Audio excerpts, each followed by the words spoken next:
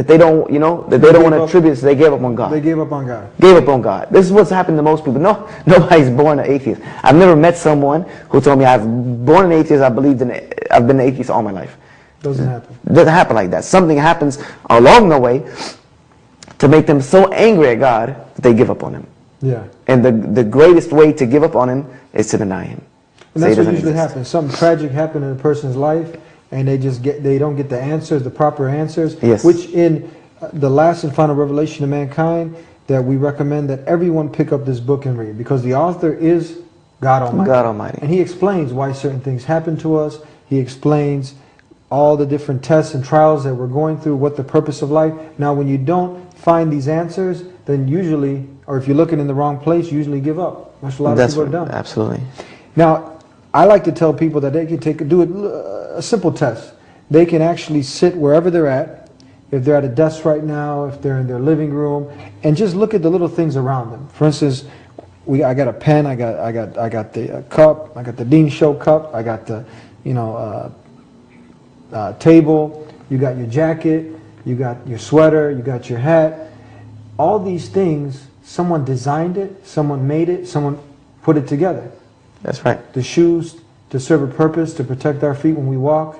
The pen to write with has a purpose. The socks that go on your feet, the hat that you wear, everything has a purpose, and it's been made by somebody who made it for a purpose to serve us. But this body that is so detailed, the cell, the eye, the human camera. Yeah, everything we take for granted. I mean, all these things. I mean, somebody take this. Why does that do that? Gravity. Yeah. Without gravity, what happens? Life is not existent. We don't exist without this one little thing we take for granted every day. Who can do something like this? Who can create something like this? These things don't happen by chance. These things don't come just per chance. It's not possible. Just like if you, and really it goes back down to just plain logic. If you see one of the tallest buildings, we're here in Chicago, and you see the Sears Tower. Now, if you were taking somebody sightseeing and you showed them the Sears Tower and they said, wow, I wonder who designed this. He said nobody. He said nobody. It just grew that tall and it just popped up. It's just there. You'd be like, you fool, what are you talking about? You They think put you in a mental hospital. You think you're joking. But these are the logical things. Why, when it comes down to something so great like this universe and us, that somebody just denies the creator behind this? And you see a beautiful painting, and there's got to be somebody who painted it. A chef with some food. You don't question that nobody prepared that meal. So it really comes down to just logic. It's just simple common sense. That's it. It's first thing. If you were walking through the desert and found a watch, you would be like, who left this watch here? Who put it here? Yes. You would not think like, this watch is just here, just showed up. All these things that we take for granted. Like one atheist tried to sell me. I had a dialogue one time with the atheists and a 5%er who, they deny the existence of God. They think, some essence within Who's them. That? 5%ers. 5%. Never heard of them. So it would be a very long topic. Maybe we get into that in another show. But they basically, were like, everything is self-existent. Yeah. Everything exists in and of itself. I told him, I said, hold your breath. If you're self-existent, hold your breath. Don't eat. Don't drink. Don't sleep. Doesn't work. It doesn't work. No. All these things are put in a perfect order. You have to eat, you have to drink, you have to sleep, you have to breathe. You have to have the sun radiate. You have to have the same things, the chlorophyll that the plants need to exist. The only way that this chlorophyll reaches us is because of the way that the layers of the heavens are created. I mean, one of these things, one small, minute thing out of place, life does not exist. We're going to continue on with just some logical proofs, and this destroys all the other falsehood and everything else that just is irrational. This is very logical. We're going to continue on using our intellect, which people deny that someone has given us this, and we attribute it to the creator of the heavens and earth. So we're going to come back on the Deen Show. Sit tight. We'll be right back.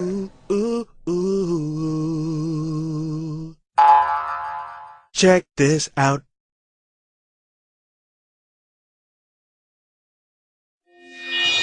Assalamu alaikum. Peace be upon you. You're watching the Deen Show. And this is the portion of the show we call the mailbag. This is where we go through the mail and see the questions and comments that we've had from you guys. and take calls at that time too. But right now, I want to address some of the questions that are coming to us from some atheists talking to us about, is there really any proof for what you're saying, and how come you don't believe in evolution? Well, that's a good question. First and foremost, as always, I say, thank you for asking me about my religion. Then I mention that we have the truth and the proof. We can't lie or we'll go to hell forever. And certainly we have the authentic Quran in the original recitation Arabic language. So that's there for us. Let us deal now with this question, why we don't believe in evolution. It's the Muslims, okay, who are the only ones on the planet where our religion is telling us that there is creation and yet there is a form of evolution at the same time. And it's never been changed. This is not an apologetic. This was offered 1400 years ago, long before Darwin was even a little small monkey. And but seriously, it tells us in the Quran that Allah is al-Khaliq.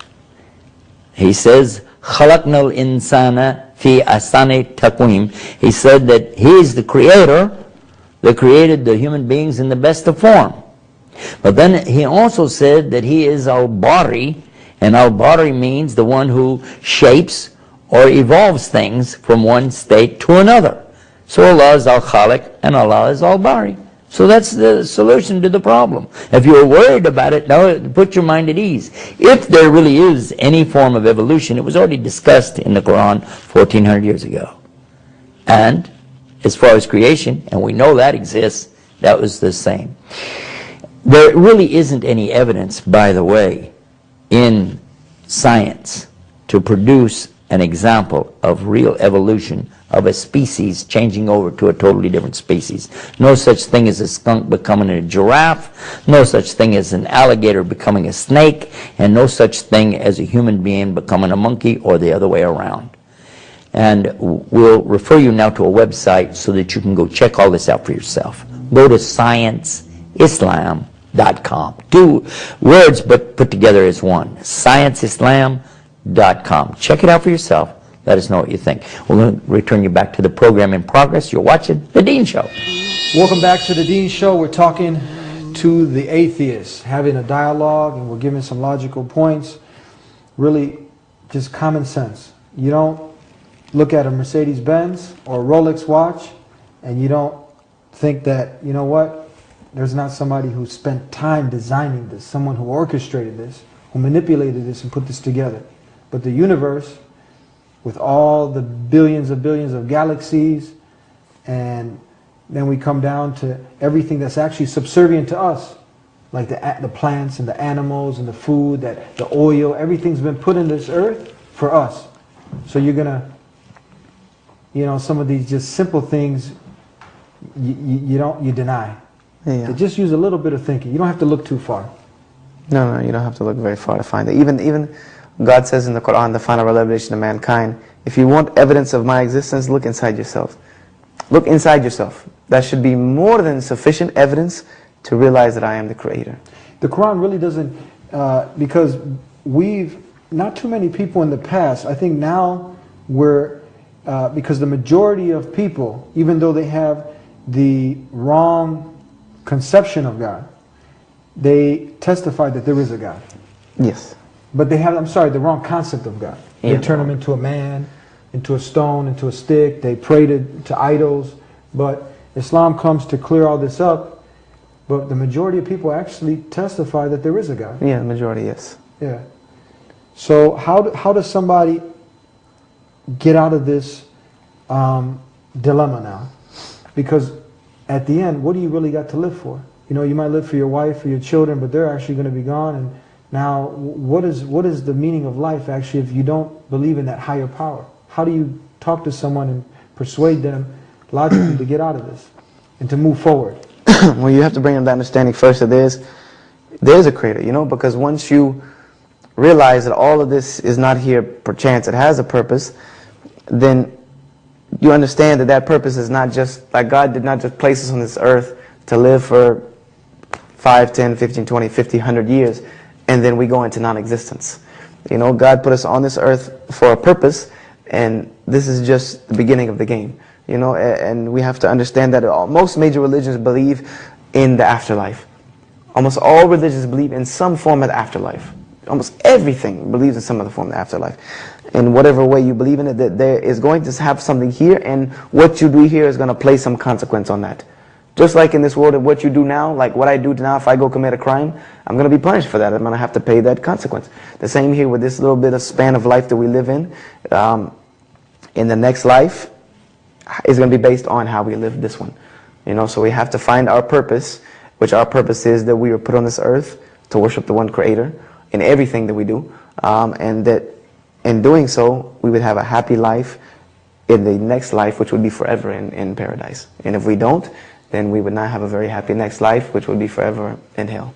And you know what, that makes sense, because as you pointed out, that what you do now, what you sow is what you reap. We'll be right back. Check this out.